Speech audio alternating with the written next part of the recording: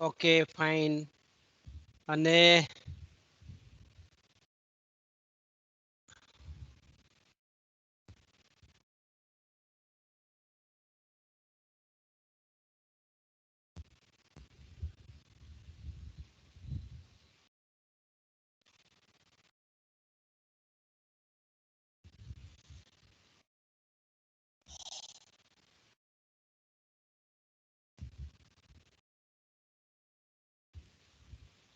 Screen દેખાય છે બાળકો બરાબર?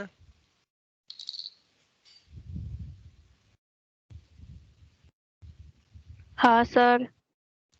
ઓકે.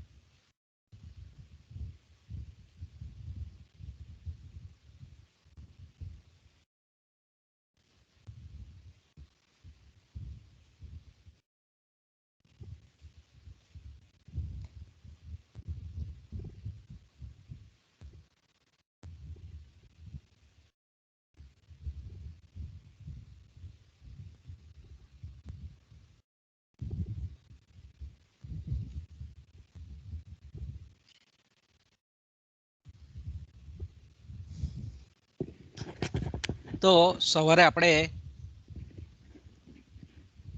જોઈ ગયા તે પ્રમાણે કે આર્થિક વિચારધારાનો જે ઇતિહાસ છે એ આર્થિક વિચારધારાનો ઇતિહાસ નો અભ્યાસ આપણે શા માટે કરવો જોઈએ અને આર્થિક વિચારધારાના ઇતિહાસના અભ્યાસનું મહત્વ શું છે એની સવારે આપણે ચર્ચા કરી ગયા.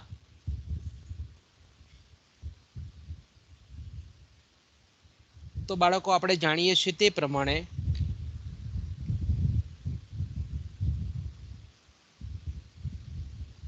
કે આર્થિક વિચારધારાના ઇતિહાસના અભ્યાસનું મહત્વ પહેલું તો આપણે એ જોયું કે ભાઈ ક્રમબદ્ધ જ્ઞાન મેળવવું હોય કોઈ પણ આર્થિક બાબત કે આર્થિક ઘટનાનું તો આપણે આર્થિક વિચારધારાના ઇતિહાસનું ગહન જ્ઞાન આપણે પ્રાપ્ત કરવું પડે. તો આપણે એમ કહી શકીએ કે તેના પરથી આપણે એ ઘટનાનું સંપૂર્ણ જ્ઞાન પ્રાપ્ત કરી શકીએ. ત્યાર પછી આપણે બીજું એ પણ જોઈ ગયા કે કોઈ પણ દેશના ભૂતકાળની રાજકીય પરિસ્થિતિ હોય કે સામાજિક પરિસ્થિતિ હોય કે સાંસ્કૃતિક પરિસ્થિતિ હોય, આ બધી પરિસ્થિતિ એ આર્થિક પ્રવૃત્તિથી હંમેશા દોરવાતી હોય છે, પ્રભાવિત થતી હોય છે. એટલે કોઈ પણ દેશની આ જે પરિસ્થિતિઓ છે એ પરિસ્થિતિઓનું જો યોગ્ય જ્ઞાન આપણે મેળવવું હોય તો આપણે એમ કહીએ પૂર્ણ જાણકારી મેળવવી હોય એ દેશ અંગેની તો આપણે એમ ચોક્કસ કહી શકીએ કે ભાઈ આર્થિક વિચારોનો જે ઇતિહાસનો અભ્યાસ છે તે કરવો જરૂરી છે. એ જ રીતે આપણે એ પણ જોઈ ગયા કે વૈચારિક વિશ્વ છે, વિચારધારાની જે ક્ષિતિજો છે એને પણ આર્થિક વિચારોનો ઇતિહાસ જે છે તે અતિશય વ્યાપક બનાવે છે. જો આપણે આર્થિક વિચારોના ઇતિહાસના અભ્યાસ વગર જો કોઈ પણ આર્થિક ઘટનાનું જો મૂલ્યાંકન કરીએ તો એ જ્ઞાન આપણું અધૂરું રહેતું હોય એવું લાગે, એટલે સંકુચિત એ અભ્યાસ આપણો બનતો હોય છે.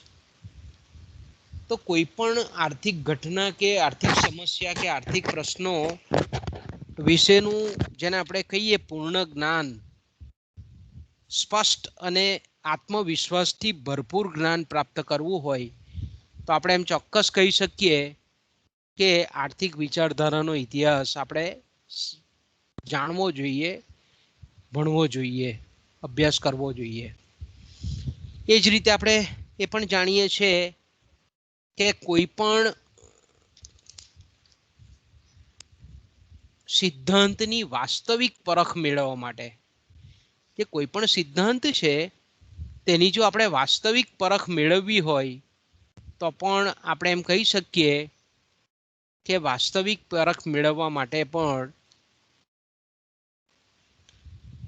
આર્થિક વિચારધારાનો ઇતિહાસ એ ખૂબ ઉપયોગી નીવડે છે કે ભાઈ કયો સિદ્ધાંત કયા સમયગાળામાં પ્રસિદ્ધ કરવામાં આવેલો હતો, તે વખતની પરિસ્થિતિ કેવી હતી, તે વખતની સામાજિક પરિસ્થિતિ કેવી હતી, સમાજનું માળખું કેવું હતું.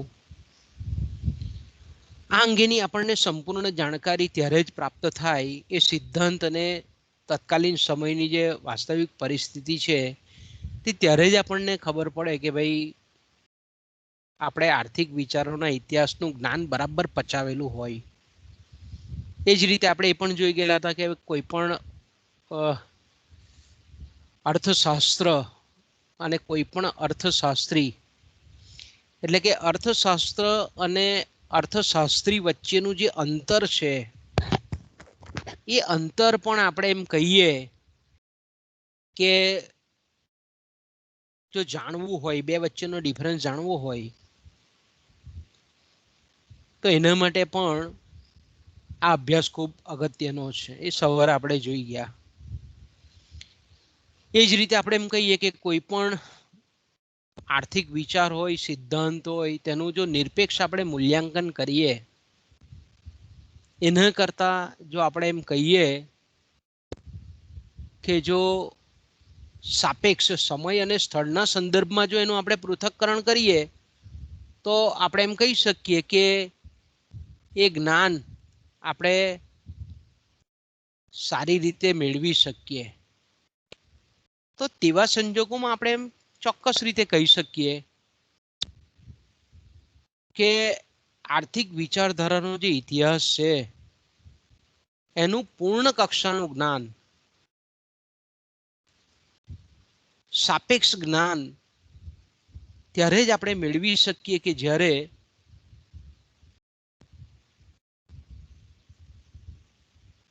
સમય અને સ્થળ અને સંજોગોના સંદર્ભમાં એનું એનાલિસિસ કરવામાં આવે, વિશ્લેષણ કરવામાં આવે, પૃથક્કરણ કરવામાં આવે. એ જ રીતે આપણે જ્યાંથી સવારે અટકેલા હતા તે કે આર્થિક વિચારધારાનો ઇતિહાસ છે એનો અભ્યાસ એટલા માટે પણ જરૂરી છે કારણ કે અર્થશાસ્ત્ર ના સ્વરૂપ વિશે ઘણા બધા વાદ વિવાદો, મત મતાંતરો આપણને જોવા મળે છે. અર્થશાસ્ત્રનું કાર્યક્ષેત્ર કે અભ્યાસ ક્ષેત્ર શું છે, કેટલું છે, આ જો જાણવું હોય આપણે તો આપણે ત્યારે જ જાણી શકીએ કે આર્થિક વિચારોના ઇતિહાસને આપણે સમજતા હોઈએ, જાણતા હોઈએ. કારણ કે આપણને ખબર છે કે પ્રાચીન કાળમાં અર્થશાસ્ત્ર જેવું શાસ્ત્ર હતું નહીં. રાજ્યશાસ્ત્ર છે, નીતિશાસ્ત્ર છે, અધ્યાત્મ છે, એમાં સંમિલિત હતું. પછી ધીરે રહીને આપણે કે જેમણે અર્થશાસ્ત્ર એટલે સંપત્તિનું શાસ્ત્ર, તો એનું આપણે કાર્યક્ષેત્ર કેટલું હતું તો કે ભાઈ સંપત્તિ લક્ષી હતું. સંપત્તિનું ઉત્પાદન, વિનિમય, વહેંચણી અને વપરાશ એનું અભ્યાસ ક્ષેત્ર પ્રશિષ્ટોના વખતમાં એટલું હતું. પછી આવ્યા નવ પ્રશિષ્ટ અર્થશાસ્ત્રી માર્શલ, એવું કીધું કે ભાઈ અર્થશાસ્ત્ર એ સંપત્તિનો તો અભ્યાસ કરે જ છે, પરંતુ સાથે સાથે માનવ કલ્યાણ કે માનવ સુખાકારીનો પણ અભ્યાસ કરે છે. તો આપણે એમ કહી શકીએ કે પ્રશિષ્ટોએ જે અર્થશાસ્ત્રનું કાર્યક્ષેત્ર આપણને બતાવેલું હતું તે સીમિત હતું. એના કરતાં નવપ્રશિષ્ટોએ જે વ્યાખ્યા અર્થશાસ્ત્રની આપી અને એનું જે કાર્યક્ષેત્ર કલ્યાણલક્ષી બનાવ્યું. તો આપણે એમ કહીએ કે અર્થશાસ્ત્રનું કાર્યક્ષેત્ર વિસ્તૃત ત્યાર પછી, અને ત્યાર પછી 1932માં આપણે જોઈએ છે મિસ જોન રોબિન્સે આપેલી વ્યાખ્યા કે અર્થશાસ્ત્ર માનવિક વિજ્ઞાન છે કે જેમાં માનવીની અમર્યાદિત જરૂરિયાતો છે, સંતોષવાના સાધનો મર્યાદિત છે, સીમિત છે, વૈકલ્પિક ઉપયોગિતા ધરાવે છે, પરિણામ સ્વરૂપ જરૂરિયાતોના સંદર્ભમાં સાધનોની ફાળવણી કરવાના પ્રશ્નો ઊભા થાય છે. એટલે આપણે એમ કહીએ કે અર્થશાસ્ત્ર એટલે અછત અને પસંદગીનું શાસ્ત્ર. તો તમે જોઈ શકો છો કે અર્થશાસ્ત્રનું સ્વરૂપ એ સ્વરૂપે વિજ્ઞાન છે.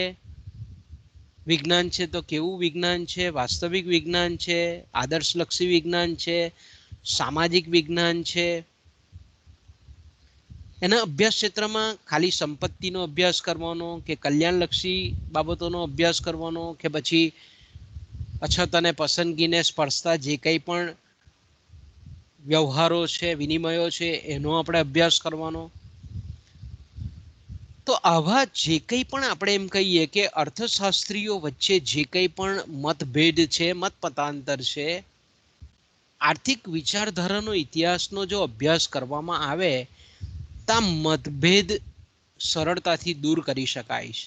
એટલા માટે જરૂરી છે આર્થિક વિચારધારાનો ઇતિહાસ, એટલા માટે જરૂરી છે કે આપણે આ બધા જે અલગ અલગ અર્થશાસ્ત્રીઓના વ્યૂહો છે, અભિગમો છે, અભિપ્રાયો છે અર્થશાસ્ત્ર વિશે, તેનું સ્પષ્ટીકરણ, એનું પ્રગટીકરણ આપણે સરળતાથી કરી શકીએ છીએ એનો જો અભ્યાસ કર્યો હોય તો. બીજું આપણે એ પણ જાણીએ છીએ કે આર્થિક વિચારધારાનો ઇતિહાસનો જો અભ્યાસ કરવામાં આવે તો અલગ અલગ જે વિચારકો છે, અલગ અલગ અર્થશાસ્ત્રીઓ છે, એમણે જે કંઈ પણ આપેલી પદ્ધતિઓ છે, ઉકેલ રીતો છે, નીતિઓ છે, નવી પદ્ધતિઓ છે, એ પદ્ધતિઓનું પણ જ્ઞાન આપણને ત્યારે જ પ્રાપ્ત થાય કે જ્યારે આપણે આર્થિક વિચારધારાનો ઇતિહાસ બરાબર સમજેલો હોય, વાંચેલો હોય, અભ્યાસ કરેલો હોય તો. કારણ કે આર્થિક વિચારોના ઇતિહાસનો આપણે અભ્યાસ કરીએ તો આપણને અલગ અલગ જે વિચારકો છે એ વિચારકોનું જે પ્રદાન છે, કે દાખલા તરીકે આપણે એમ કહીએ કે પ્રશિષ્ટ અર્થશાસ્ત્રીઓએ જે કંઈ પણ વિચારો આપેલા છે તે સમગ્રલક્ષી દ્રષ્ટિબિંદુએ આપેલા છે.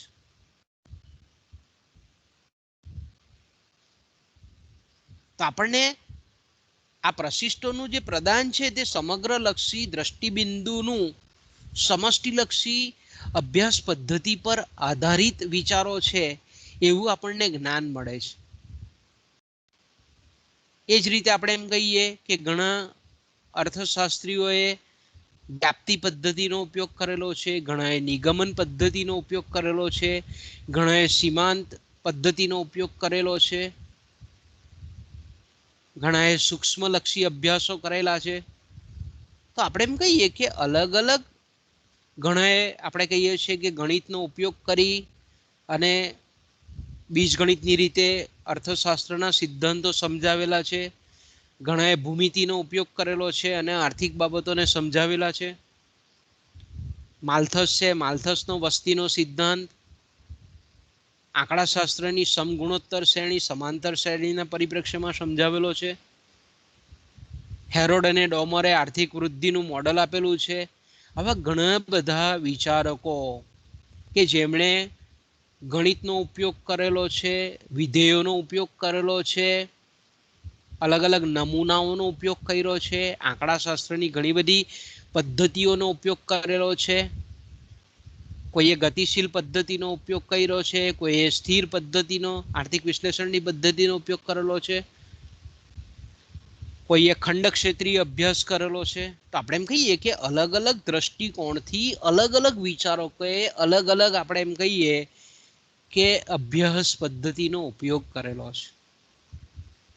તો આપણે આ દરેક અભ્યાસ પદ્ધતિનો આપણને આપણને જ્ઞાન ક્યારે પ્રાપ્ત થાય કે જ્યારે આપણે થ્રુઆઉટ એને વાંચેલું હોય, થ્રુઆઉટ આપણે આર્થિક વિચારોના ઇતિહાસને બરાબર સમજેલા હોઈએ આપણે, તો આપણને કયા વિચારકનું, કયા અર્થશાસ્ત્રીનું, કયા આર્થિક અર્થશાસ્ત્રીઓના સંપ્રદાયનું કેટલું પ્રદાન છે એની આપણને એકદમ ડિટેલ સવિસ્તાર માહિતી અને જ્ઞાન મળી રહે છે। બીજું આપણે જાણીએ છીએ તે પ્રમાણે કે કોઈ પણ સિદ્ધાંત હોય, કોઈ પણ આર્થિક વિચાર હોય, એ આર્થિક વિચારની કેટલીક ઉણપો પણ હોય ને કેટલુંક હકારાત્મક પાસું પણ હોય। તો આપણે એમ કહીએ કે કોઈ પણ એક આર્થિક વિચાર પ્રત્યે ઘણા બધા અર્થશાસ્ત્રીઓ વચ્ચે તીવ્ર મતભેદો રહેલા છે, અને આ જે તીવ્ર મતભેદો છે એ મતભેદોએ, કારણ કે આપણે કોઈ પણ સિદ્ધાંતની રજૂઆત થાય એટલે એની ટીકા થાય, અને ટીકાની સુધારારૂપ નવા સિદ્ધાંતો જન્મ લે। એટલે આપણે એમ કહીએ કે આર્થિક વિચારોનો વિકાસ એ સમયાંતરે થયા કરતો હોય છે।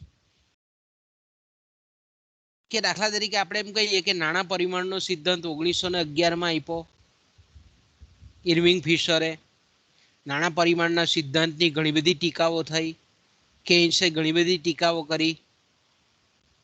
પછી રોકડ પસંદગીનો સિદ્ધાંત આપ્યો, રોકડ પસંદગીના સિદ્ધાંતની પાછી ટીકાઓ થઈ, એટલે મિલ્ટન ફ્રીડમેનનો સિદ્ધાંત આવ્યો।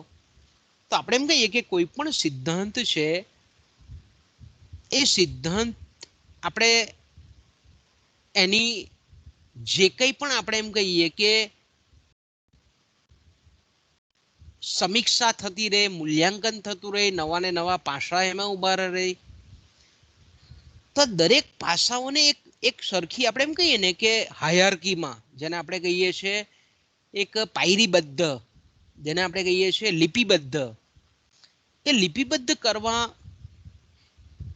એ મતભેદો છે, મતભેદોના આધારે જે કંઈ પણ નવા વિચારો છે એને આપણે ક્રોનોલોજીમાં ગોઠવીએ છીએ, લિપિબદ્ધ ગોઠવીએ છીએ, અને પછી એનો આપણે ક્રમિક રીતે અભ્યાસ કરીએ છીએ। તો આપણે એમ કહીએ કે એ કોઈ પણ આર્થિક વિચારનો જે વિકાસ થયેલો છે એનો ચિતાર આપણી સમક્ષ આવે। તો તેવા સંજોગોમાં આપણે એમ ચોક્કસ કહી શકીએ કે અર્થશાસ્ત્રના વિચારક હોય, વિદ્યાર્થી હોય, પ્રાધ્યાપક હોય કે સંશોધક હોય કે નીતિ નિર્ધારકો હોય, આ તમામને ઉપયોગી નીવડે છે। એટલા માટે આપણે એમ કહીએ કે આર્થિક વિચારોનો ઇતિહાસનો અભ્યાસનું બહુ મહત્વ છે। ઓકે, ત્યાર પછી આપણે એમ કહીએ કે માનસિક મનોયત્ન માટે, માનસિક મનોયત્ન, માનસિક કસરત જેને આપણે કહીએ, મનોયત્નનો મતલબ એવો થાય કે ભાઈ એક માનસિક વ્યાયામ કહીએ, એક્સરસાઇઝ કરીએ। તો કે આર્થિક વિચારોનો જે ઇતિહાસ છે એ દ્વારા આપણે આર્થિક સિદ્ધાંતોનો, આર્થિક નિયમોનો, આર્થિક થિયરીઓનો, આર્થિક અભ્યાસની પદ્ધતિઓનો વિકાસનો અભ્યાસ આપણને માનસિક વ્યાયામ કરાવે છે। એટલે આર્થિક વિચારોનો ઇતિહાસ અને એમાં થયેલો આર્થિક વિચારોમાં થયેલી ક્રમિક જે ઉત્ક્રાંતિ છે એ બધાનો જ્યારે આપણે અભ્યાસ કરીએ છીએ તો એક જાતની આપણે એમ કહીએ કે માનસિક કસરત થાય છે। અને પરિણામ સ્વરૂપ શું થાય કે નવી દિશા, નવી વિચારવાની પ્રેરણા મળે છે, નવા વિચારો ઉપસ્થિત થાય છે, નવી દ્રષ્ટિ પ્રાપ્ત થાય છે। કારણ કે આપણે જ્યારે, હું તમને કાયમ કહું છું કે જેનું વાંચન વિશાળ એની પાસે નવી નવી ઉકેલની રીતો હોય, નવા વિચારો હોય, નવી પ્રેરણા હોય, નવી દ્રષ્ટિ હોય, દૂરંદેશી હોય, નવું કંઈક થિંકિંગ કરવાની એ હોય। એટલે હું તમને કાયમ કહું છું કે વાંચો, ખૂબ વાંચો, વાંચો, તેનું હંમેશા એનું માનસિક કસરત વધારે થાય, માનસિક કસરત વધારે થાય એટલે આપણે એમ કહી શકીએ કે તમારું માઇન્ડ છે, મગજ છે, તે નવું નવું વિચારે, નવી નવી કામ કરવાની પ્રેરણા ઉત્પન્ન થાય. તો આપણે એમ કહીએ કે આર્થિક વિચારોનો ઇતિહાસ છે તે આપણને આ રીતનું માનસિક વ્યાયામ કરી અને એક નવી વિચારવાની તકો ઉપલબ્ધ કરાવે છે.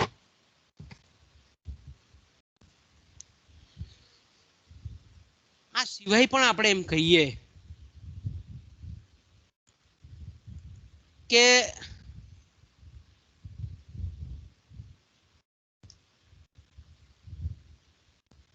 અર્થશાસ્ત્ર, બરાબર, અર્થશાસ્ત્ર શું છે?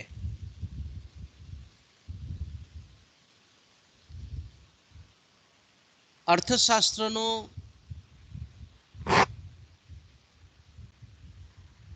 અર્થશાસ્ત્ર જે જ્ઞાનની શાખા છે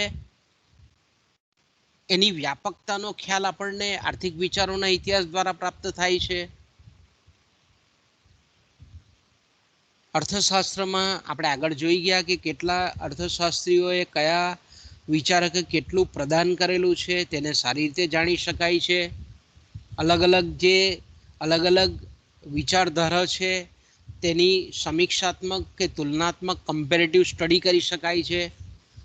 અને કઈ વિચારધારણા, વિચારસરણી કેટલી અને કેવી રીતે ઉપયોગી છે તેનો પણ આપણને ખ્યાલ આવે છે, એનો પણ આપણને અંદાજ આવે છે. સાથે સાથે આપણે એમ કહીએ કે સમયાંતરે જે કંઈ પણ નવી આર્થિક પરિસ્થિતિ નિર્માણ થઈ હોય, આર્થિક પ્રશ્નો કે સમસ્યાઓ સર્જાય હોય અને તેને ઉકેલવાના જે ઉપાયો છે એ ઉકેલવાના ઉપાયોના વિકલ્પો અંગેના વ્યાપક અભિગમોની માહિતી આપણને આર્થિક વિચારધારાના ઇતિહાસના અભ્યાસ દ્વારા પ્રાપ્ત થાય છે. તો બાળકો આપણે એમ કહી શકીએ કે આર્થિક વિચારધારાનો ઇતિહાસ એ એટલી બધી રીતે ઉપયોગી છે તો તમે ભવિષ્યમાં જ્યારે ડોક્ટરેટ ડિગ્રી પ્રાપ્ત કરશો, MA કર્યા પછી જ્યારે PhD કરશો ત્યારે તમારે એક આખું ચેપ્ટર આવશે કે તમે જે આર્થિક વિષય પસંદ કર્યો છે એ આર્થિક વિષયમાં આગળના સંશોધકોએ કેટલું સંશોધન કરેલું છે એની તમારે આખી હિસ્ટ્રી લખવાની આવે. તે એકચ્યુઅલી હિસ્ટ્રી શું છે તો કે આગળ એ આર્થિક વિચારો છે તેનો ઇતિહાસ તમે લખો છો. એટલે તમને ભવિષ્યમાં બહુ કામ લાગશે આ વસ્તુ. બીજું આપણે એમ કહીએ કે આર્થિક વિચારધારાનો ઇતિહાસ આપણને એ પણ માર્ગદર્શન આપે છે કે આર્થિક વિચારો ક્યારે પણ નષ્ટ થતા નથી. કારણ કે એક વખત સુસુપ્ત અવસ્થામાં ચાલ્યા જાય, પણ જ્યારે પણ યોગ્ય પરિસ્થિતિ ઊભી થાય, સંજોગો ઊભા થાય તો તેવા સંજોગોમાં એ પુનઃ પ્રગટ થાય છે. દાખલા તરીકે આપણે એમ કહીએ કે કેન્સના જે વિચારો છે તો એકચ્યુઅલી કેન્સના વિચારો કરતાં પણ પહેલાંના જે વિચારો છે તે સિસ્મોન્ડી નામના વિચારક હતા, તેમના પરથી લીધેલા છે. એ જ રીતે પ્રોધોન, એના વિચારો છે. માલ્થસના વિચારો જે છે તેનો કેટલોક આપણને ભાગ એ કેન્સના વિચારોમાં જોવા મળે છે.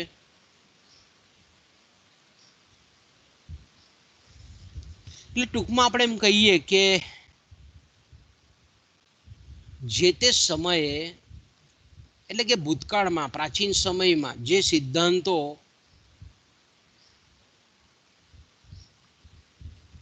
રજૂ થયેલા હતા એ ક્યારે પણ નષ્ટ થતા નથી. એ આપણે એમ કહીએ ને કે સમય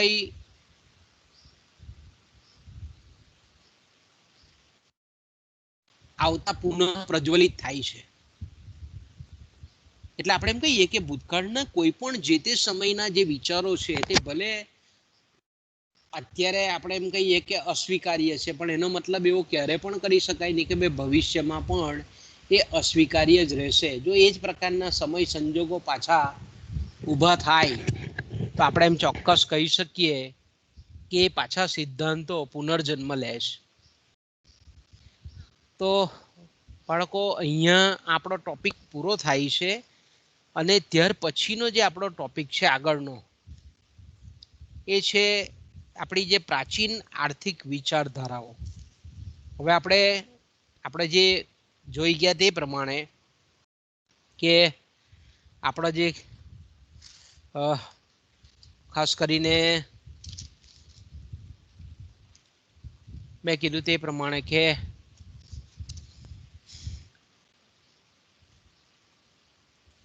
આર્થિક વિચારોનો જે ઇતિહાસ છે એ આર્થિક વિચારોનો જે ઇતિહાસ છે એનો જે આપણે અભ્યાસ કરીએ છીએ તે 3 ખંડોમાં કરીએ છીએ. અને એમાં પણ મેં કીધું તેમ કે પહેલો જે કાળખંડ છે, સમયકાળ છે, એ છે પ્રાચીન કાળ. અને પ્રાચીન કાળ એટલે આપણને બાળકો ખબર છે પ્રાચીન કાળના સમયમાં સમાજ ખૂબ નાનો હતો, વસ્તી ખૂબ ઓછી હતી, લોકોની જરૂરિયાતો આપણે એમ કહીએ કે બહુ પ્રાથમિક કક્ષાની હતી. કુદરતી સાધન સંપત્તિ વિપુલ પ્રમાણમાં હતી. અત્યારના જેવું આધુનિક જે જીવન આપણે જોઈએ છે એટલું પસંદગીની તકોવાળું જીવન તે વખતે હતું નહીં. એટલે આપણે એમ કહીએ કે આર્થિક જે સમસ્યાઓ છે તે એટલી બધી જટિલ હતી નહીં.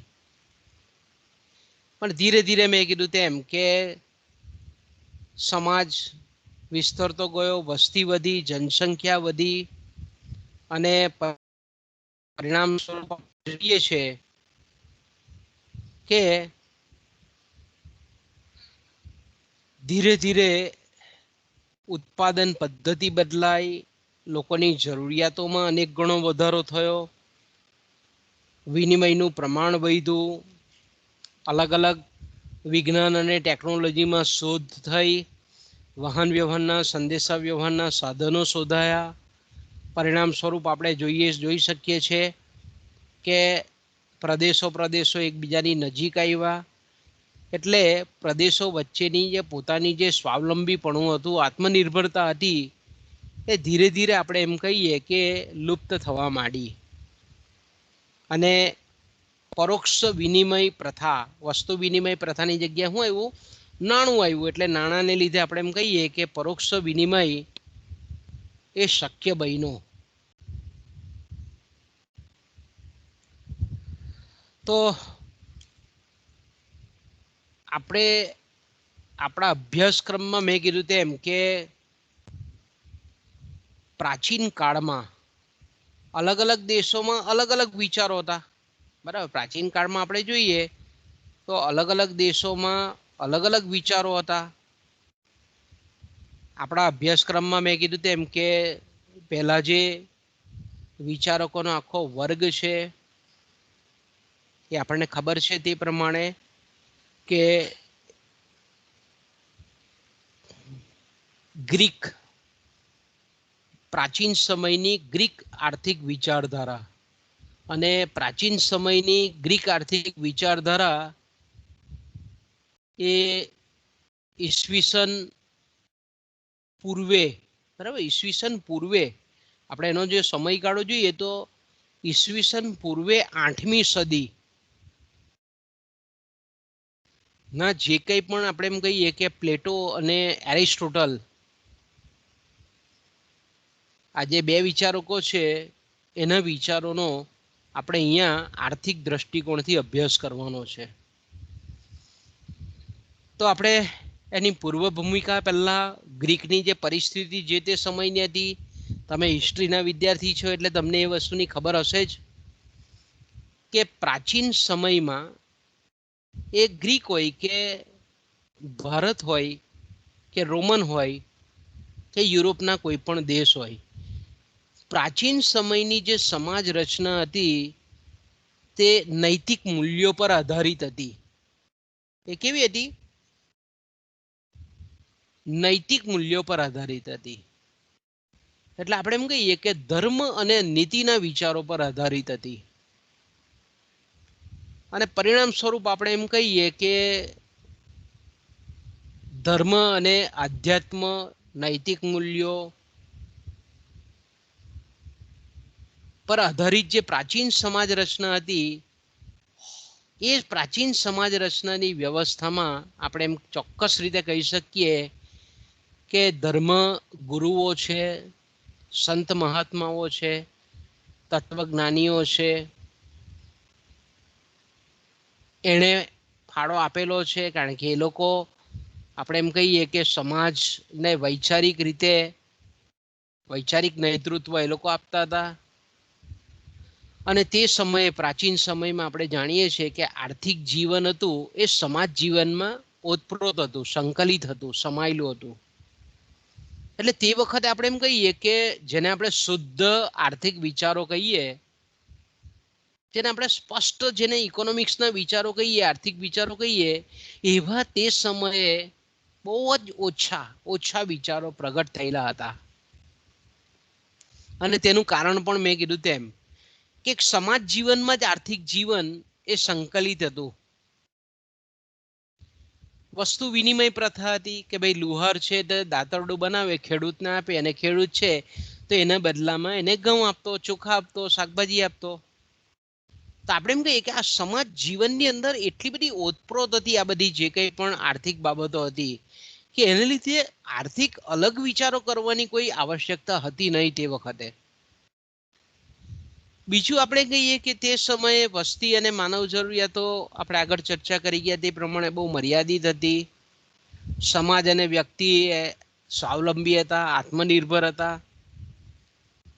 એટલે આર્થિક પ્રશ્નો મેં કીધું તેમ કે બહુ ગૂંચવાડાવાળા નહીં હતા, બહુ અટપટા નહીં હતા, બહુ જટિલ નહીં હતા.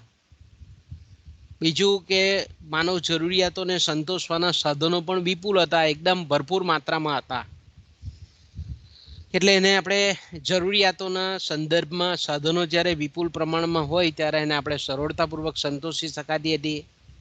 એટલે અલગ જેને આપણે કહીએ ને શુદ્ધ આર્થિક વિચારો એ પ્રાચીન સમયમાં આપણને જોવા નથી મળતા. હા, કોઈ આપણે એમ કહીએ ને કે ભાઈ ગરીબોને દાન કરવું જોઈએ, ચોરી કરવી પાપ છે, પછી વધારે નફો લેવો એ બહુ પાપ સમાન કૃત્ય છે, આવા તમે વિચારો જુઓ તે વખતના તો આપણને એ નૈતિક મૂલ્યોમાં સમાવિષ્ટો હોય એવું લાગે આપણને.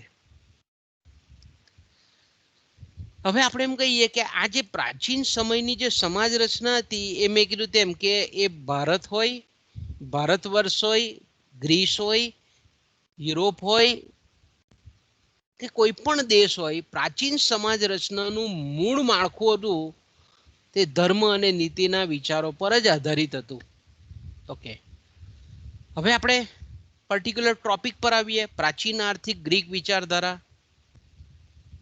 આપણે ગ્રીસ દેશ એ યુરોપ ખંડનો હોવા છતાં જો અહીંયા આપણે એમ કહીએ કે ગ્રીસ જે દેશ છે એની જે પ્રજા છે તે ગ્રીક છે, દેશનું નામ ગ્રીસ છે, એ યુરોપ ખંડનો છે. એકચ્યુઅલી જે રીતે એશિયા ખંડ છે તે રીતે યુરોપ ખંડનો ગ્રીસ એક દેશ છે. પણ એ ગ્રીસ દેશ પર આપણે એમ કહીએ કે એશિયાઈ સંસ્કૃતિની બહુ જબરજસ્ત અસર પડેલી જોવા મળે.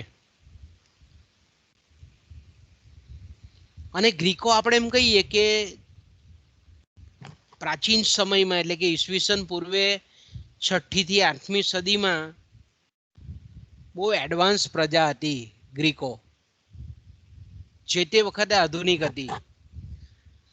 ગ્રીકોની જે નૈતિક વિચારધારા અને રાજકીય વિચારધારાનું આપણે એમ કહીએ કે પરિણામ આર્થિક વિચારોના સ્વરૂપમાં આપણને જોવા મળે છે. એટલે કે જે ગ્રીક આગેવાન વિચારકો હતા એ લોકોના જે નૈતિક વિચારો હતા, રાજકીય વિચારો હતા, એનું પરિણામ, એનું ફળ સ્વરૂપ આપણને આર્થિક વિચારોના સ્વરૂપમાં જોવા મળે છે. આપણે એમ કહીએ ને કે આપણો અર્થશાસ્ત્ર ઇકોનોમિક્સ શબ્દ જે છે એ ગ્રીક ભાષાનો શબ્દ છે. ઇકોનોમાઇઝ.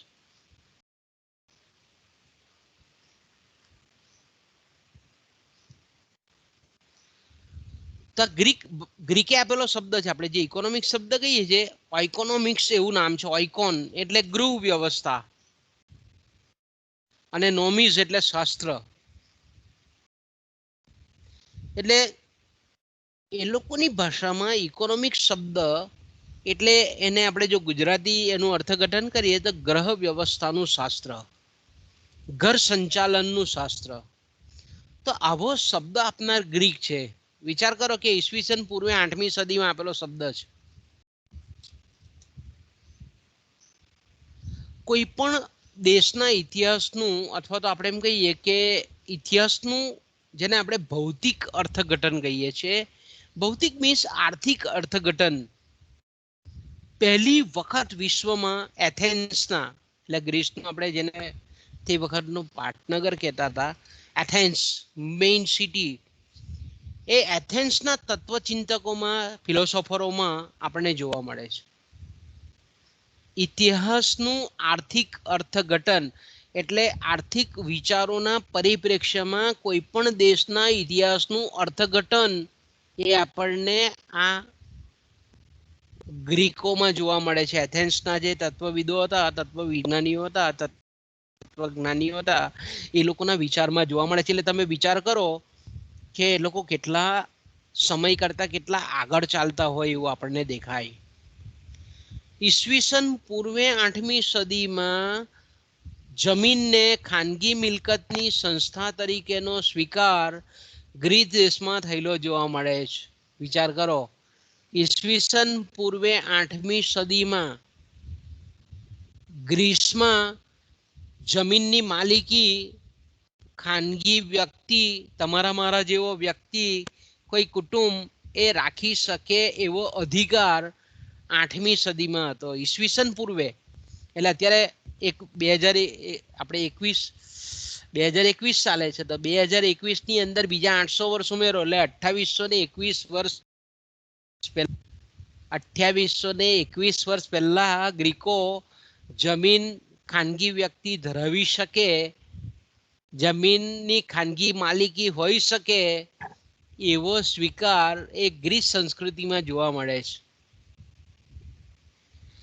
ગ્રીસમાં મેં કીધું તેમ કે ઊંચી કક્ષાનું શ્રમ વિભાજન એટલે હું તો કે ભાઈ જે સાધનોની જેમાં જે કાર્ય કુશળતા હોય એને કામની સોંપણી કરવી, તો ઊંચી કક્ષાનું શ્રમ વિભાજન જેને લેબર ઓફ ડિવિઝન આપણે ઇંગ્લિશમાં કહીએ છીએ.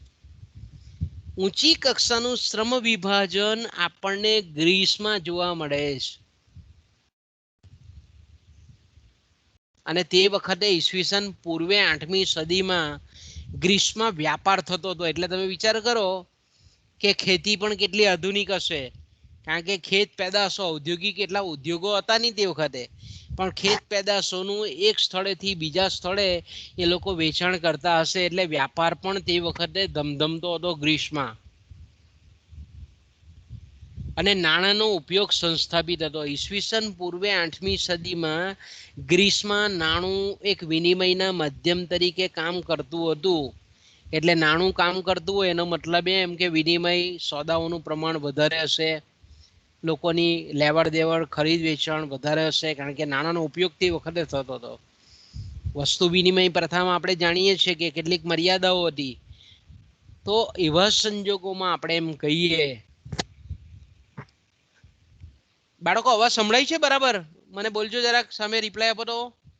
ધ્રુવી? હા સર.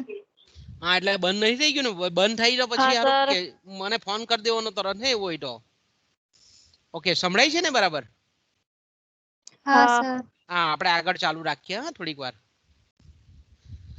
તો તે વખતે ગ્રીસમાં મેં કીધું તેમ કે નાણાંનો ઉપયોગ એ થતો હતો, સંસ્થાપિત હતો. એટલે તે વખતે વિનિમયના માધ્યમ તરીકે નાણું, એટલે કદાચ નાણાં તરીકે તે વખતે મૂલ્યવાન ધાતુના સિક્કા હશે, પણ તે વખતે નાણાં તરીકે વપરાતા હતા. બીજું આપણે કહીએ કે સમાજ છે, સમાજ હતો તે અલગ અલગ વર્ગોમાં વર્ગીકૃત હતો, વિભાજિત હતો. અને એમાં પણ ખાસ કરીને આપણે એમ કહીએ કે જેને જાગીરદારો કહીએ છીએ, ઉમરાવો કહીએ છીએ, સામંતો કહીએ છીએ, જમીનદારો કહીએ છીએ. આવાના હાથમાં સમગ્ર તે વખતે આવું આપણે એમ કહીએ કે બહુ મોટા દેશો હતા નહીં, છતાં પણ આપણે એમ કહીએ કે સમાજનો આ જે વર્ગ છે, લેન્ડલોર્ડ્સ જેને આપણે ઇંગ્લિશમાં કહીએ છીએ, એના હાથમાં શાસન અને સમાજનું વહીવટના અધિકાર હતા. એ લોકો વહીવટ, એ લોકો ગ્રીક સંસ્કૃતિમાં એવું માનતા હતા કે ભાઈ હવે જે સમાજનો એલાઇટ વર્ગ છે, ઉપલો વર્ગ છે, એ ઉપલો વર્ગ છે તે શાસન વંશ પરંપરાગત કરી શકતો હતો, એને વહીવટના અધિકારો હતા, જેને આપણે ડેમોક્રેસી કહીએ છીએ, લોકો વડે ચાલતું શાસન. ગ્રીસના નગરોમાં, શહેરોમાં અને રાજ્યોમાં તે વખતે પ્રત્યક્ષ લોકશાહી પ્રથા આપણને જોવા મળે છે. એટલે આપણે લોકશાહી પ્રથા તે વખતે અતિ ખરી, પણ વાસ્તવમાં આપણે એમ કહીએ અત્યારે જે આપણા ભારતમાં છે તે પ્રમાણે આપણે જેને અત્યારે લોકશાહી કહીએ છીએ, પણ વાસ્તવમાં લોકશાહી છે ખરી એ વિચારણાનો પ્રશ્ન છે. તેવું જ તે વખતે ગ્રીસમાં હતું કે લોકો વડે લોકોનું ચાલતું શાસન હતું, પણ છતાં પણ વાસ્તવમાં જમીનદારો, સામંતો એ વારસાગત રાજાશાહીના સત્તા ભોગવટાના અધિકારો ભોગવતા હતા. એટલે આપણે એમ કહી શકીએ કે એમ લોકશાહી હતી, પણ શાસન ચલાવવા એ વારસાગત રાજાઓ ચલાવતા હતા. તો એને આપણે લોકશાહી કહી શકીએ. એક બાજુ રાજાઓ પંચ પરંપરાગત રીતે શાસન ચલાવતા હતા, અને બીજી બાજુ આપણે એમ કહીએ કે લોકશાહી પ્રથા હતી, લોકોના પ્રતિનિધિઓ હતા. એવું આપણે અહીંયા બે કોન્ટ્રાવર્શિયલ, આપણે કહીએ કે વિરોધાભાસી આપણને વિચાર તે વખતમાં જોવા મળે છે. બીજું, તે વખતે ગુલામી પ્રથા સર્વ સ્વીકૃત હતી ગ્રીસમાં. ગુલામો રાખવાનો એક આપણે એમ કહીએ કે સમાજમાં મોભો ગણાતો હતો. ગુલામી પ્રથા સર્વ સ્વીકૃત હતી, માણસને ગુલામ તરીકે રાખી શકાય. હા, પણ એના નિયમો હતા. એ ગુલામોના આપણે એનો ઉપયોગ કઈ રીતે કરવો, એના અમુક ચોક્કસ બેઝિકલી એના નિયમોનું માળખું તે વખતે ગ્રીસમાં હતું. ગુલામોનો ઉપયોગ મોટા ભાગે ઉત્પાદનના કાર્યોમાં તે વખતે કરવામાં આવતો હતો.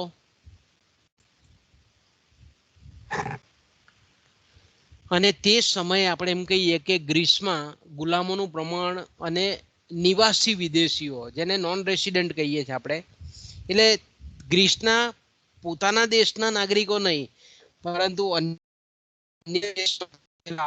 પ્રદેશોમાંથી આવેલા જે વિદેશીઓ હતા, એ તે વખતે ગ્રીસની ઓરિજિનલ પ્રજા કરતા વધારે હતા. અને આવા જે આપણે એમ કહીએ ને કે આપણે ભારતીય દાખલા તરીકે અત્યારે અમેરિકા જાય, કેનેડા જાય, લંડન જાય આપણા, તો એને આપણે શું કહીએ છીએ? વિદેશી નિવાસીઓ કહીએ.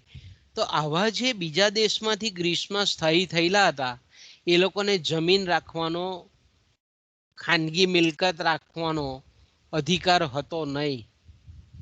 અને પરિણામે હવે આપણે એમ કહીએ કે બહારના દેશોમાંથી કે બહારના પ્રદેશોમાંથી ગ્રીસમાં જે સ્થાયી થયેલા હતા, એ લોકો શું બન્યા હતા કે વેપારી બન્યા, ટ્રેડર્સ બન્યા, અને લેબર બન્યા, કારીગરો બન્યા, શ્રમિકો બન્યા. કેટલાક આપણે એમ કહીએ ને કે અહીંયા પણ જો એક વિરોધાભાસી વિચાર આપણને જોવા મળે છે કે કેટલાક ગ્રીક વિચારો એવા હતા કે જે લોકો આધ્યાત્મિક જીવનની ફેવર કરતા હતા, તરફેણ કરતા હતા, જ્યારે કેટલાક વિચારકો એવા પણ હતા કે જે લોકો ભૌતિક સુખને જ લક્ષ્ય ગણતા હતા.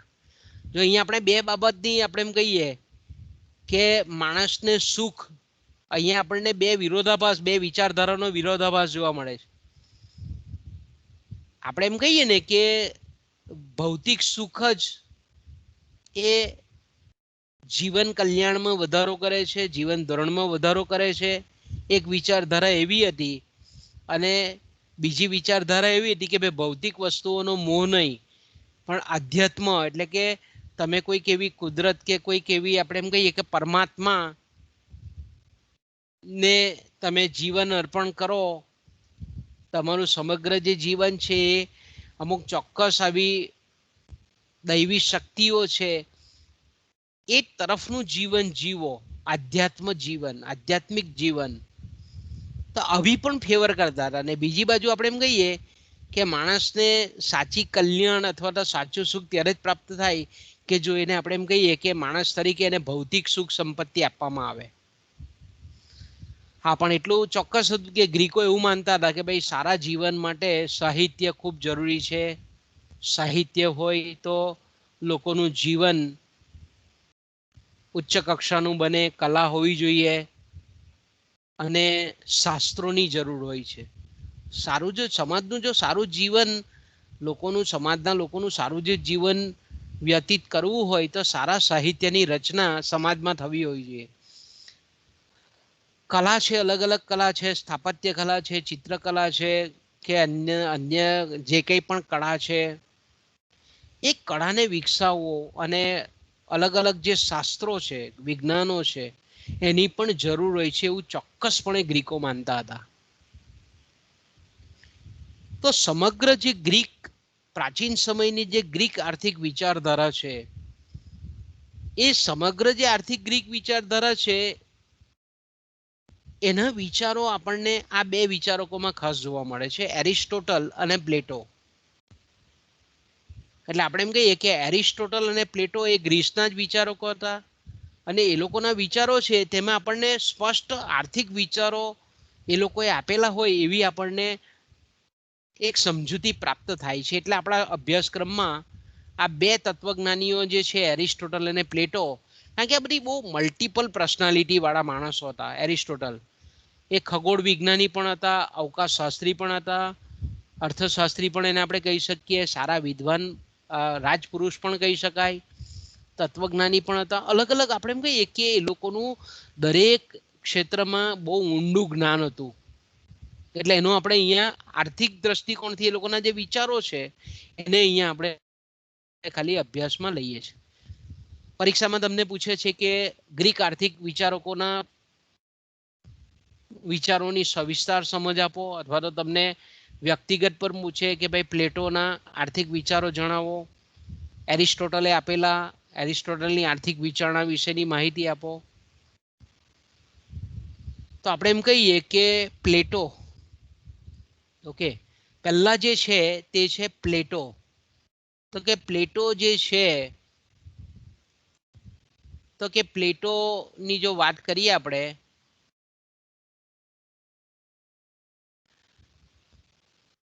તો પ્લેટો ખાસ કરીને મેં કીધું તેમ કે એ સોક્રેટિસ, અને સોક્રેટિસ આપણે જાણીએ છીએ કે બહુ ગ્રીકના બહુ મહાન તત્વજ્ઞાની હતા. તો એના શિષ્ય હતા, સોક્રેટિસના શિષ્ય હતા. પ્લેટો હતા તે આપણે એમ કહીએ કે બહુ ઊંચા તત્વજ્ઞાની એવા સોક્રેટિસના શિષ્ય હતા.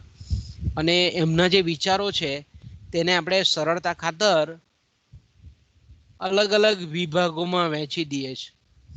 દાખલા તરીકે આપણે એમ કહીએ કે પ્લેટોના જે આર્થિક વિચારો હતા, એમ તો ઘણા બધા વિચારો છે એમના, પણ એના આર્થિક વિચારો જે સ્પષ્ટ અથવા તો આર્થિક વિચારોને પ્રોત્સાહન આપતા જે વિચારો હતા તેને આપણે સરળતા ખાતર એને આપણે વિભાગોમાં વહેંચીએ છીએ.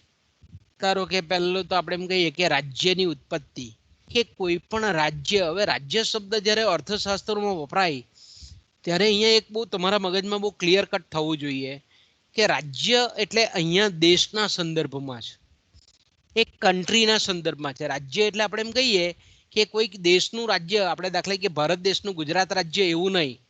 અહીંયા જ્યારે પણ અર્થશાસ્ત્રમાં રાજ્ય શબ્દ આવે એટલે તમને તરત ક્લિક થવી જોઈએ, રાજ્ય એટલે કોઈ કન્ટ્રીના કોન્ટેસ્ટી છે, એક દેશના સંદર્ભમાં રાજ્ય શબ્દનો ઉલ્લેખ થાય છે. તો પ્લેટોના જે આર્થિક વિચારો છે એમાં પહેલા જે વિચારો છે કે રાજ્યનો જન્મ કેવી રીતે થાય, રાજ્ય કેવી રીતે ઉદ્ભવે છે, અથવા રાજ્યની ઉત્પત્તિ કેવી રીતે થાય છે તે. ઓકે, પછી એમના વસ્તી અને વસ્તી અંકુશ, વસ્તી નિયંત્રણ અંગેના વિચારો. એ જ રીતે આપણે એમ કહીએ કે પ્લેટોના સમાજ જીવન, કે તત્કાલીન સમયનું જે સમાજ જીવન હતું એમાં આર્થિક વિચારો કેવી રીતે સંમિલિત હતા તે અંગેના વિચારો. ચોથો જે વિચાર છે આપણે એમ કહીએ પ્લેટોનો, એ છે જે મિલકત છે, એ મિલકત રાખવાનો અધિકાર, ભોગવવાનો અધિકાર, અને એનું કઈ રીતે એનું અનુશાસન કરવું એનો એ વિશેના વિચારો છે એના. પાંચમો જે ખ્યાલ છે તે આપણે કહીએ છીએ શ્રમ વિભાજન. કે ભાઈ આપણે વિચાર કરો કે એડમ સ્મિથે 1776 આપ્યો શ્રમ વિભાજન. 1776 શ્રમ વિભાજનનો ખ્યાલ એડમ સ્મિથે આપ્યો. તો હવે વિચાર કરો કે આ ઈસવીસન પૂર્વે 8મી સદીમાં, તો કેટલા વર્ષ પહેલા એ લોકોએ આપ્યો વિચાર કરો. 1708 એટલે 800, એટલે આજથી કેટલા બધા વર્ષો પહેલા શ્રમ વિભાજનની વિભાવના આપણને ગ્રીક સંસ્કૃતિમાં જોવા મળે છે.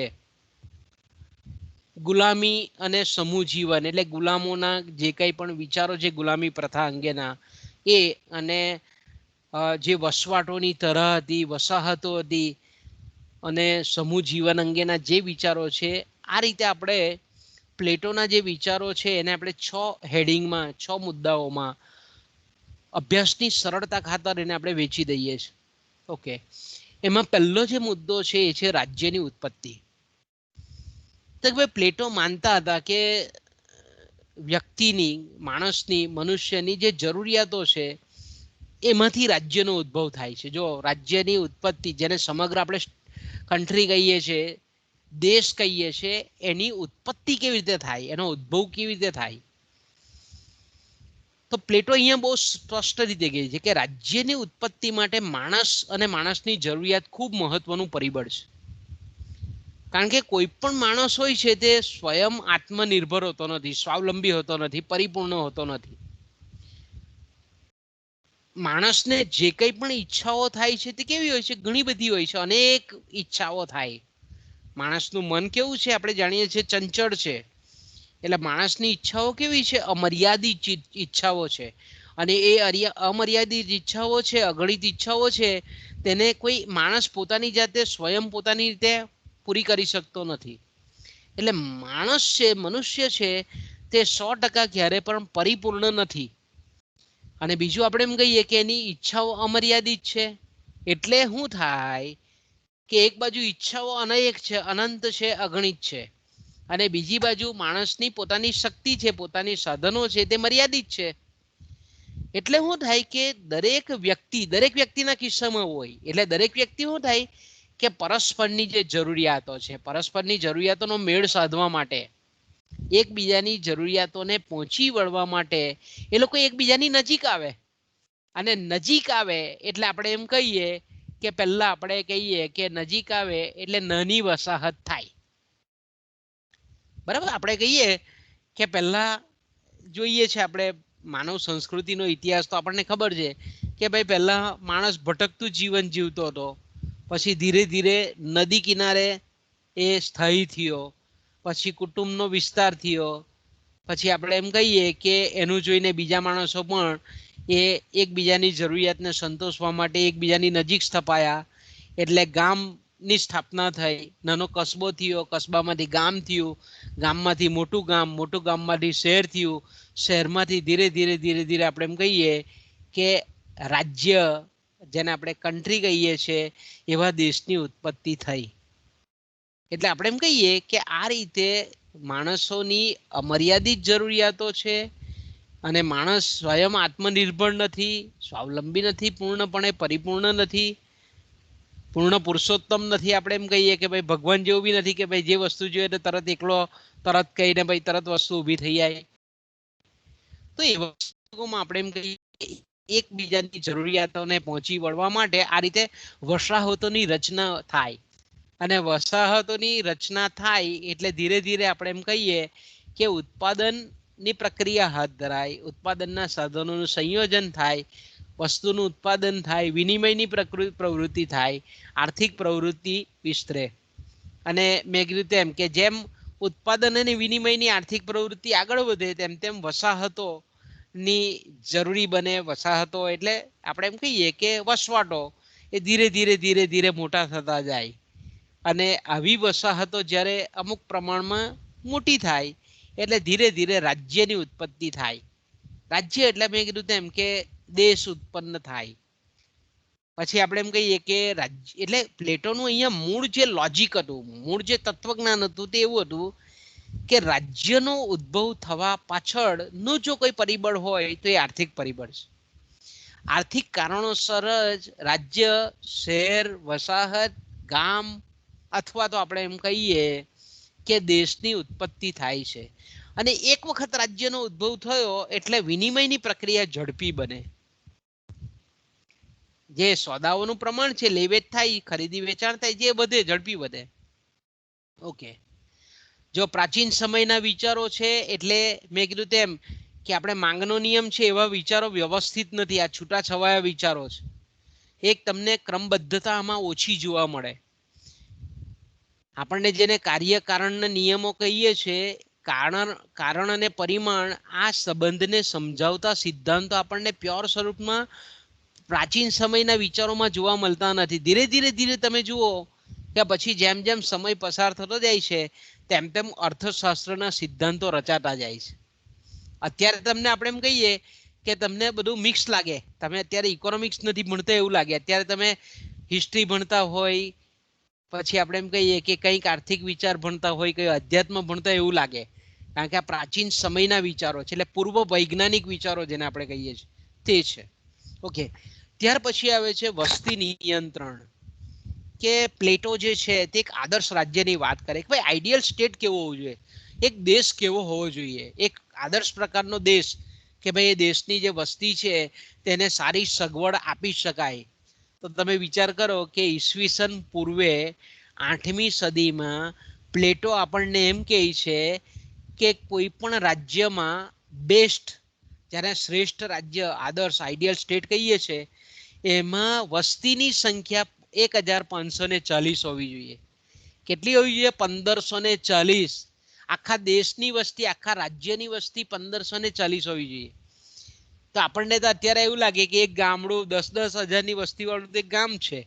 તો તે વખતે દેશની સંખ્યા ઈસવીસન પૂર્વે મેં કીધું ને કે તે વખતે માનવ વસ્તી ખૂબ ઓછી હતી અને ભૌગોલિક પૃથ્વીનો પોપડો એટલો બધો મોટો હતો, કુદરતી સાધન સંપત્તિ એટલી વિપુલ પ્રમાણમાં હતી, છતાં પણ આપણે એમ કહીએ કે આ ઈસવીસન પૂર્વે 8મી સદીની વાત કરે છે. 1540 નાગરિકોની સંખ્યા હોવી જોઈએ તો બેસ્ટ રાજ્ય કહેવાય, બેસ્ટ સ્ટેટ કહેવાય, બેસ્ટ કન્ટ્રી કહેવાય. અને વસ્તીનું નિયંત્રણ કરવું જોઈએ. અંકુશ પાછું વસ્તીનું નિયંત્રણ પણ હોવું જોઈએ, કારણ કે એનાથી આપણે એમ કહીએ કે વહીવટ એ દેશનો કે રાજ્યનો વહીવટ યોગ્ય રીતે થાય, સરળતાથી થાય, સુલભતાથી થાય, સુગમતાથી થાય. અને બીજું આપણે એમ કહીએ કે નાગરિકોની જે કંઈ પણ જરૂરિયાતો છે તેને સારી રીતે પૂરી પાડી શકાય. અને નાગરિકો આપણે એમ કહીએ કે પરસ્પર આપણે એમ કહીએ કે એકબીજા સાથે પરિચિત રહે, ઓછી જો વસ્તી હોય તો.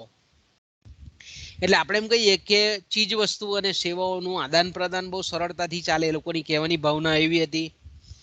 હા, સાથે સાથે આપણે એમ કહીએ કે જો કોઈ પણ રાજ્યની વસ્તી ઘટે તો વસ્તી વધારો કરવા માટે ઇનામો પણ આપવા જોઈએ. જો ગ્રીકોમાં પ્લેટો કેવું માનતા હતા, વિચાર કરો કે કોઈ પણ રાજ્યની વસ્તી જો ઘટતી જાય તો વસ્તી વધારવા માટે પ્રોત્સાહન રૂપે ઇનામો પણ આપવા જોઈએ. અને જો વસ્તી વધે તો નવા સંસ્થાનો, જેને આપણે બ્રિટિશરોએ જે સ્થાપેલા સંસ્થાનો, આપણા દેશમાં આવીને નાખેલી ને કોલોની, સંસ્થાનવાદ, સામ્રાજ્યવાદ, વસાહતો, સંસ્થાનો સ્થાપવા જોઈએ. એટલે ગ્રીકો તે વખતે માનતા હતા કે જો કોઈ પણ દેશની કે કોઈ પણ રાજ્યની વસ્તી વધે તો એણે વસાહતો અને સંસ્થાનો નાખવા જોઈએ કે જેથી કરીને વધેલી વસ્તીને પોષાઈ શકાય. તો આ પ્રકારની વિચારધારા એ પ્લેટોની વસ્તી અંગેની હતી. ઓકે. ત્યાર પછી આપણે એમ કહીએ કે આપણે આ પ્લેટોની ચર્ચા કરીને પછી વિરામ લઈએ. હવે આ 3 મુદ્દા જ છે ખાલી, બરાબર ને? ઠાયકા નથી ને બાળકો?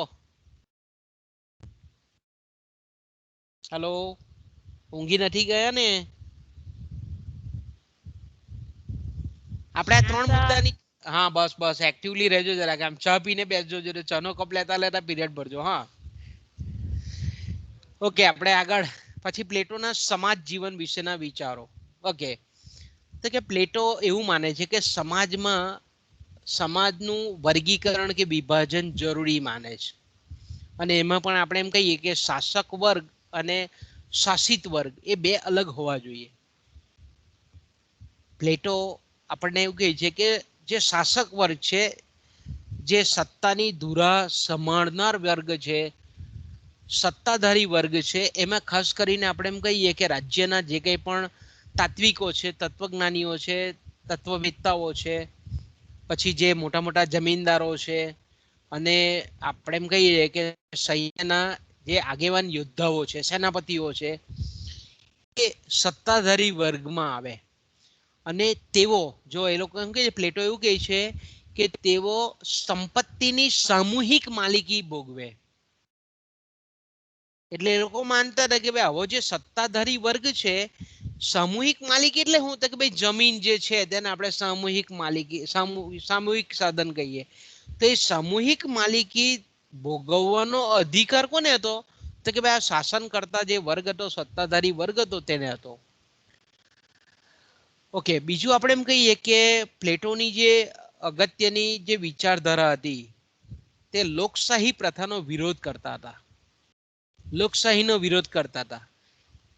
લોકશાહી એટલે લોકો વડે ચાલતું શાસન, એનો વિરોધ કરતા હતા. સામ્યવાદની તરફેણ કરતા હતા. સામ્યવાદ એટલે શું? તો કે ભાઈ આવો સત્તાધારી વર્ગ છે કે જે સમાજનું, રાજ્યનું બહુ પ્રબળતાથી શાસન કરે.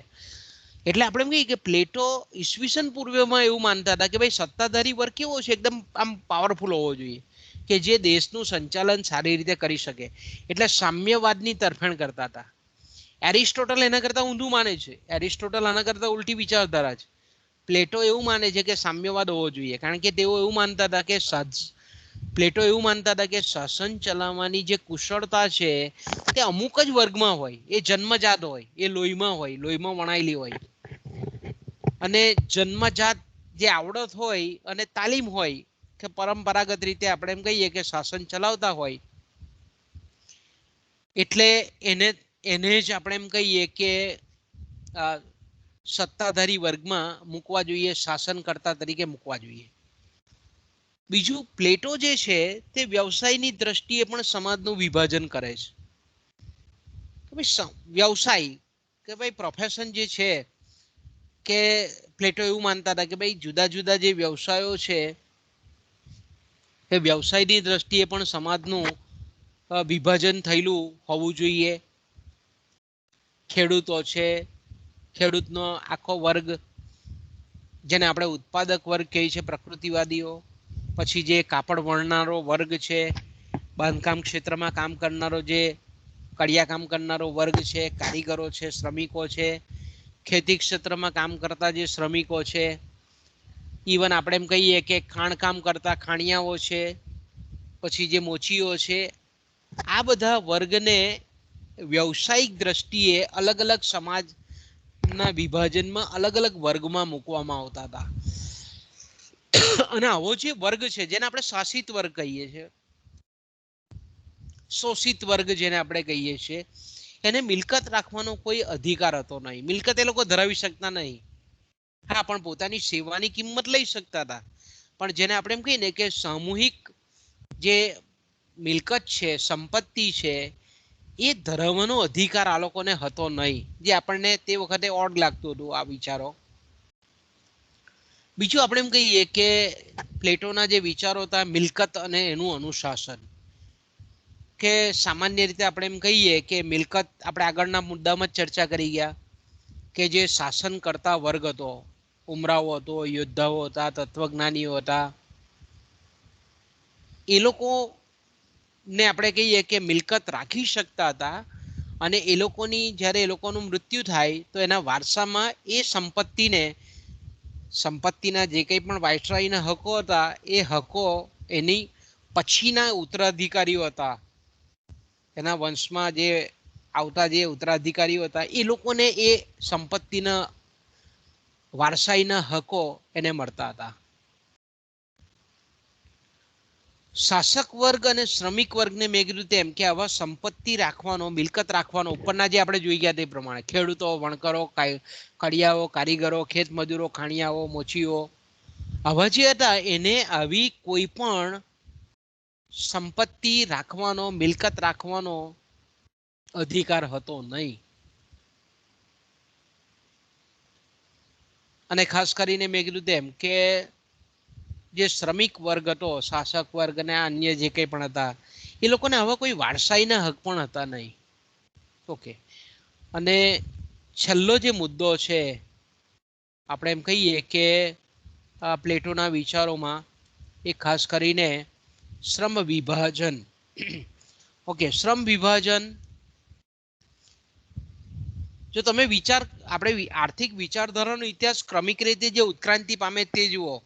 એડમ સ્મિથે પછી રાષ્ટ્રની સંપત્તિ વધવા માટે શ્રમ વિભાજનનો ઉપયોગ કરેલો હતો. તો કે પ્લેટોના મતે આપણે એમ કહીએ કે શ્રમ વિભાજન જે છે કોઈ પણ રાજ્યનું અથવા ઉત્પાદનના સાધનોનું, એનો આધાર કોના પર છે? તો કે ભાઈ અભિરુચિ અને સ્વભાવમાં જે અલગ અલગ વૈવિધ્યતા છે, વિકલન છે, એને ગણાવે છે. શ્રમ વિભાજનનો બેઝ કોણ છે, પાયો કોણ છે? તો કે લોકોની જે અલગ અલગ અભિરુચિ છે, લોકોનો જે અલગ અલગ સ્વભાવ છે, એ અલગ અલગતાને લીધે, જુદાઈને લીધે, વૈવિધ્યતાને લીધે, વિકલનતાને લીધે આપણે એમ કહીએ કે શ્રમ વિભાજન થાય છે. અને શ્રમ વિભાજનને પરિણામ સ્વરૂપ અલગ અલગ ગુણવત્તાવાળી ઘણી બધી વસ્તુઓનું ઉત્પાદન કરી શકાય છે.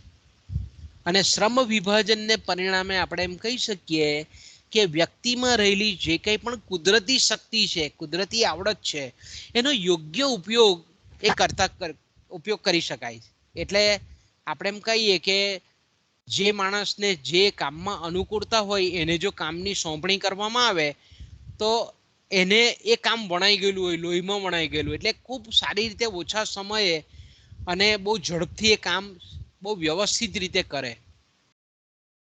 અને બીજું, પ્લેટો એવું કહેતા હતા કે ભાઈ જે વ્યક્તિને, દાખલા તરીકે આપણે એમ કહીએ કે ભાઈ મોચી છે, તો મોચીને આપણે જાણીએ છીએ કે એની માસ્ટરી, એની આપણે સ્કિલ એ બૂટ ચંપલ કે ચામડાની કોઈ પણ વસ્તુ બનાવવામાં હોય. એ જ રીતે આપણે એમ કહીએ કે ખાણીઓ જે છે તે ખાણીઓ, જમીનની અંદરની જે ખાણો છે એમાંથી ખનિજોનું ઉત્ખનન કરવામાં એની માસ્ટરી હોય.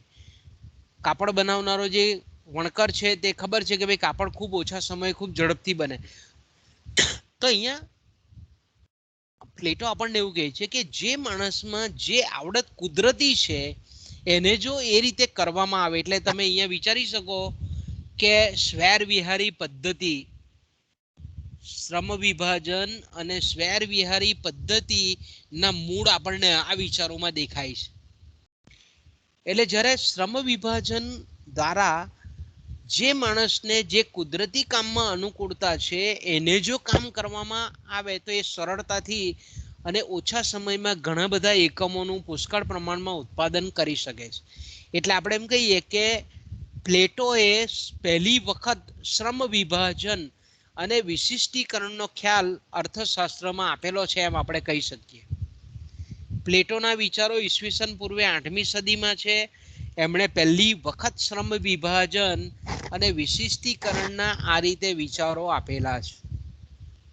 અને હા, પણ એટલું ચોક્કસ છે કે એમણે તે વખતે આપેલા જે શ્રમ વિભાજનના વિચારો છે એ ઉત્પાદનના કાર્ય સાથે નહીં, પણ વ્યાપાર અને વાણિજ્ય સાથે ખાસ રીતે ગાઢ રીતે સંકળાયેલા ખ્યાલો છે. પછીથી એડમ સ્મિથે આપણે કહીએ કે શ્રમ વિભાજનનો જે ખ્યાલ અપનાવ્યો તે ખાસ કરીને આપણે એમ કહીએ કે મોટે ભાગે ઉત્પાદનના ક્ષેત્રમાં સમજાયો છે. ઓકે, છેલ્લા 2 પોઈન્ટ છે, આપણે ફટાફટ ચર્ચા કરીને પછી વિરામ લઈએ. ગુલામી અને સમૂહ જીવન. પ્લેટો એવું માને છે કે ગુલામી એ ગ્રીસ સંસ્કૃતિનું એક અભિન્ન અંગ છે. પણ શ્રેષ્ઠ ગુલામો કોને કહેવાય, એની કેવી રીતે કાળજી લેવાય, એ બાબત અંગે પ્લેટો આપણને એવું કહે છે કે કોઈ પણ રાજ્યની સાથે અથવા તો કોઈ પણ દેશની સાથે પરસ્પર યુદ્ધ થાય અને એમાં જે હારેલા યોદ્ધાઓ છે, અને તે વખતે મેં કીધું તેમ કે જે દેશ જીતે તે દેશને શું કરવું પડતું હતું? હારેલા દેશના માણસો ગુલામ તરીકે આપવા પડતા હતા. એટલે યુદ્ધમાં પરાજિત દેશના જે માણસો છે કે જેને આપણે પરાજિત યોદ્ધાઓ કહીએ છીએ, એ સૈન્યના માણસો હોય, યોદ્ધાઓ, એ શ્રેષ્ઠ ગુલામો બની શકે. કારણ કે દેશ માટે, પોતાના દેશ માટે એ શું કરે? મરી પીટવા માટે તૈયાર હોય. પણ છતાં બી આપણે એમ કહીએ કે એના કરતા પ્રતિપક્ષ ચડિયાતો હોય એટલે હરી જાય. એટલે આ પ્લેટો એવું માનતા હતા કે આવા પરાજિત જે યોદ્ધાઓ છે એ બેસ્ટ પ્રકારના ગુલામો બની શકે છે. બીજું આપણે એમ કહીએ કે સમૂહ જીવનમાં એ લોકો જે રેસિડેન્શિયલ એરિયા છે, રહેઠાણ એરિયા છે, એમાં પણ એવું કહે છે કે ઉમરાવો, સામંતો, જામીનદારો, ધર્મગુરુઓ, તત્વજ્ઞાનીઓ ની અલગ વસાહત હોવી જોઈએ. અલગ વસાહત એ લોકોની આપણે એમ કહીએ ને સોસાયટી અલગ હોવી જોઈએ. એ લોકો બીજું પ્લેટો એવું પણ માને છે કે ભાઈ સામૂહિક જીવન હોવું જોઈએ અને એમાં એકતા અને સંવાદિતતા હોવી જોઈએ એવું માનતા હતા. ઓકે, પ્લેટોએ આપણે કીધું તે પ્રમાણે કે ખાનગી મિલકતનો અધિકાર નકાર્યો છે. પ્લેટો આપણને શું કહે છે કે ખાનગી મિલકત રાખી શકાય નહીં. સામૂહિક મિલકત, જો અહીંયા શબ્દ આગળ આવી ગયો આપણો સામૂહિક મિલકત, એટલે મિલકત કોઈ એક વ્યક્તિની નહીં પણ આવા જે સત્તાધારી શાસક વર્ગો છે એની સામૂહિક મિલકતનો અધિકાર હોવો જોઈએ.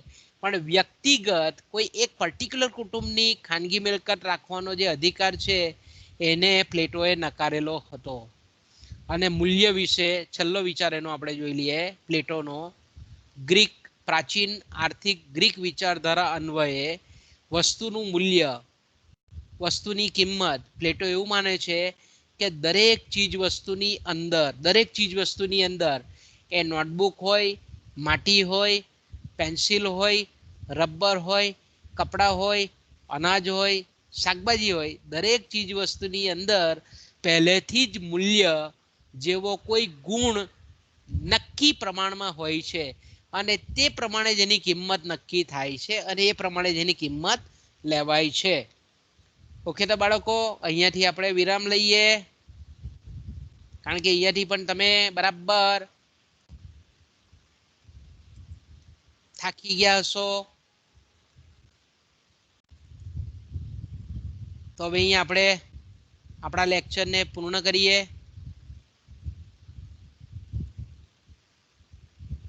અને જેને પાછું સાંભળવું હોય તો યુટ્યુબ પર હું મૂકું જ છું લેક્ચર, સાંભળજો બરાબર.